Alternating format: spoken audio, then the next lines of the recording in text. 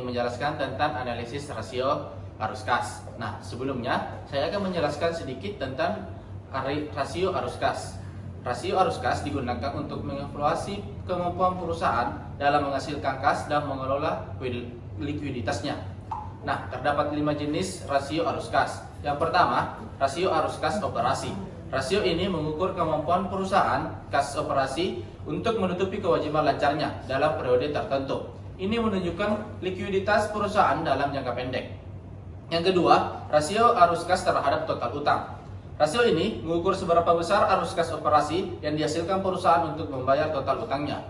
Ini menunjukkan kemampuan perusahaan untuk memenuhi kewajiban jangka panjangnya. Yang ketiga, rasio kecukupan arus kas. Rasio ini digunakan untuk mengevaluasi kemampuan perusahaan dalam memenuhi kebutuhan investasi dan pembayaran utang jangka panjangnya, serta pembayaran dividen. Yang keempat, rasio arus kas terhadap penjualan. Rasio ini menunjukkan persentase pendapatan penjualan yang diubah menjadi arus kas operasi. Ini mengukur efisiensi perusahaan dalam mengonversi penjualan menjadi kas. Yang kelima, kualitas laba. Rasio ini membandingkan arus kas operasi dengan laba bersih untuk menilai kualitas laba yang dilaporkan oleh perusahaan. Jika arus kas operasi sejalan atau lebih tinggi daripada laba bersih, laba perusahaan dianggap lebih berkualitas. Selanjutnya dilanjutkan oleh teman saya. Nah, selanjutnya saya akan memperlihatkan rumus rasio arus kas. Yang pertama, rasio arus kas operasi. Yang kedua, rasio arus kas terhadap total utang. Yang ketiga, rasio kecukupan arus kas. Yang keempat, rasio arus kas terhadap penjualan.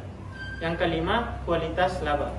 Nah, berikut laporan yang kita hitung rasionya seperti yang di atas. Nah, berikut ini hasil dari laporan yang diperoleh dari laporan sebelumnya. Yang pertama, rasio arus kas operasi. Yang kedua, rasio arus kas terhadap total utang. Yang ketiga, rasio kecakupan arus kas. Yang keempat, rasio arus kas terhadap penjualan. Yang kelima, kualitas laba. Nah, selanjutnya akan dijelaskan oleh teman saya. Baik, selanjutnya itu ada interpretasi dari hasil rasio arus kas operasi. Walaupun rasio arus kas operasi pas di angka 0,4, perusahaan ini masih memiliki cukup likuiditas untuk menutupi kewajiban lancar karena masih berada di angka kisaran ideal 0,4 sampai 1. Yang kedua itu interpretasi dari rasio arus kas terhadap total utang. Rasio total utang berada di angka 0,1 menunjukkan bahwa perusahaan tidak ideal dalam memenuhi kewajiban jangka panjangnya. Baik, selanjutnya akan dilanjutkan oleh teman saya. Selanjutnya itu kita masuk pada rasio kecukupan arus kas, di mana rasio kecukupan arus kas ini dikatakan ideal jika lebih dari 1. Sementara pada perusahaan ini hanya memperoleh 0,8. Maka disimpulkan perusahaan tidak memiliki kecukupan dana untuk belanja modal dan pembayaran. Selanjutnya itu rasio arus kas terhadap penjualan terdapat di angka 12%, menunjukkan bahwa perusahaan mampu mengonversi 12% dari penjualannya menjadi kas karena berada dalam kisaran angka ideal, yaitu antara 10-20%.